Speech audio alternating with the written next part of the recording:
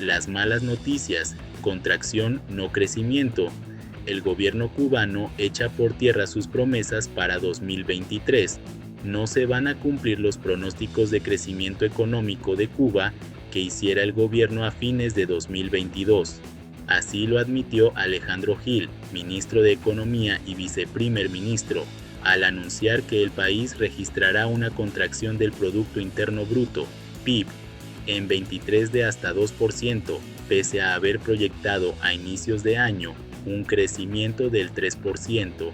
Al intervenir ante la Comisión de Asuntos Económicos de la Asamblea Nacional del Poder Popular, ANPP, el funcionario dijo que estos números derivan del comportamiento mostrado en los últimos trimestres del año, según las cifras oficiales.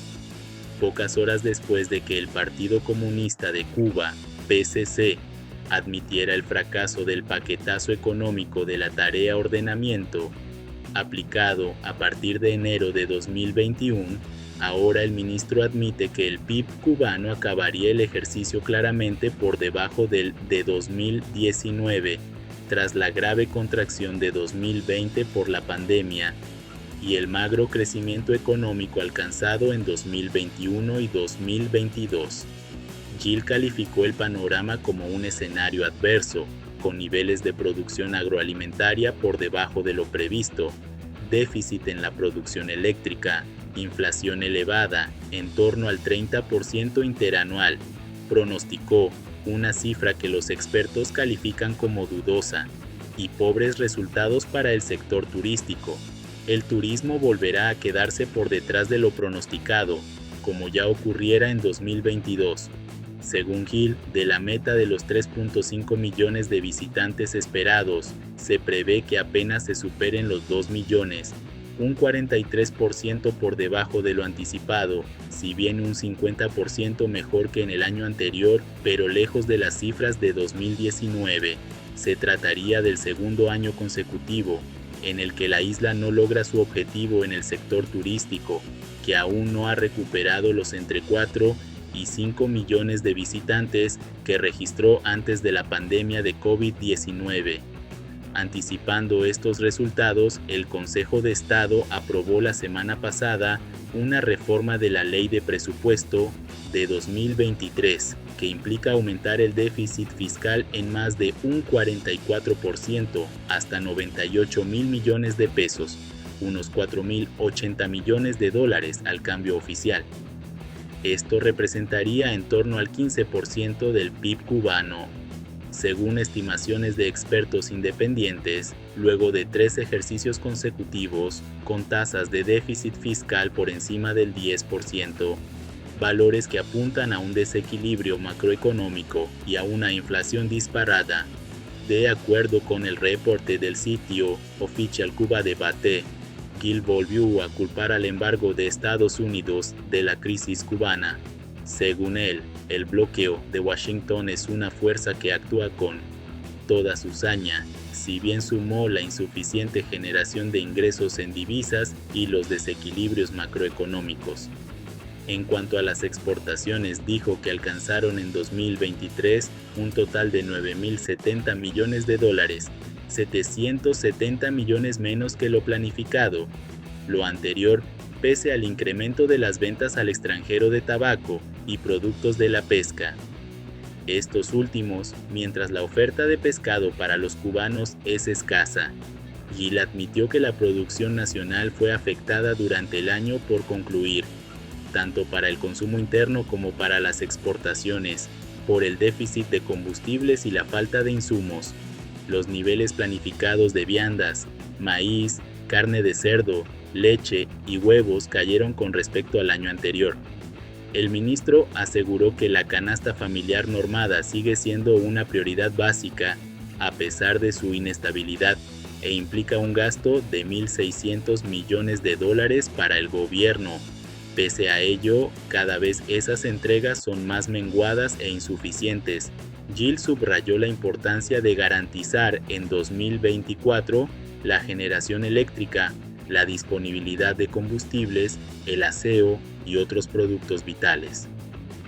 En cuanto a las inversiones, informó que se construyeron 4 secaderos de arroz, con una capacidad total de 38.000 toneladas anuales, y se han habilitado 129 hectáreas de estanques acuícolas, mientras se estableció una línea de formulación y llenado de tubos con una capacidad de 10 millones de bulbos, y se repararon 11 equipos del programa ferroviario e instalados 53.000 metros contadores.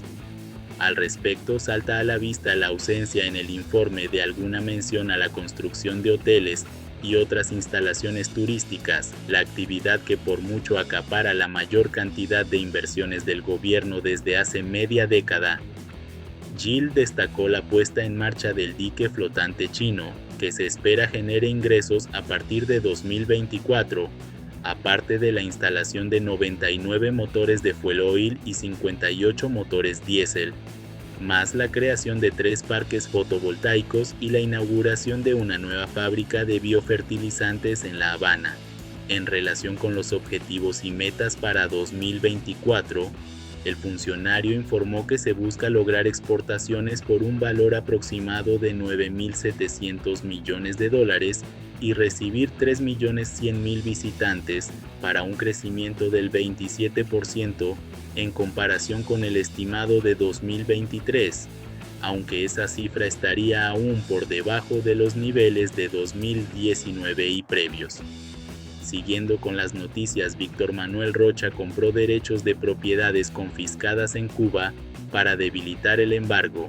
El ex embajador estadounidense, acusado de espiar en favor del régimen cubano por más de 4 décadas, también habría trabajado secretamente para debilitar el embargo. Diversas fuentes han confirmado que Rocha era conocido por ser un republicano fervientemente anticomunista, un personaje que el mismo exfuncionario fue moldeando con el paso del tiempo. En un evento de 2004 en la Universidad de Miami, Víctor Manuel Rocha abogó por mantener el embargo contra Cuba, argumentando que levantarlo antes de la muerte de Fidel Castro no conduciría a la democracia, sino a una sucesión dentro del mismo sistema comunista. Sin embargo, Rocha confesó ante un agente encubierto del FBI que su postura de derecha era parte de una actuación siguiendo órdenes de la inteligencia cubana, según revela una grabación en video citada en una acusación federal, pero sus actividades no se limitaban a esto. Según publica el Nuevo Herald en secreto, Rocha lideró esfuerzos para adquirir derechos sobre propiedades estadounidenses confiscadas durante los primeros años de la revolución. Posteriormente buscó promover inversiones en la isla para debilitar el embargo. Los cargos recientes plantean interrogantes sobre sus motivaciones y el interés del régimen cubano en estos reclamos. El medio miamense señala que en 2007 Rocha y su socio Timothy Ashby intentaron comprar algunos de estos derechos de propiedad en Estados Unidos, trasladándolos a la empresa Offshore Siboney Ltd. En la isla de Man. La idea era negociar con el castrismo un acuerdo que involucrara oportunidades de inversión o capital.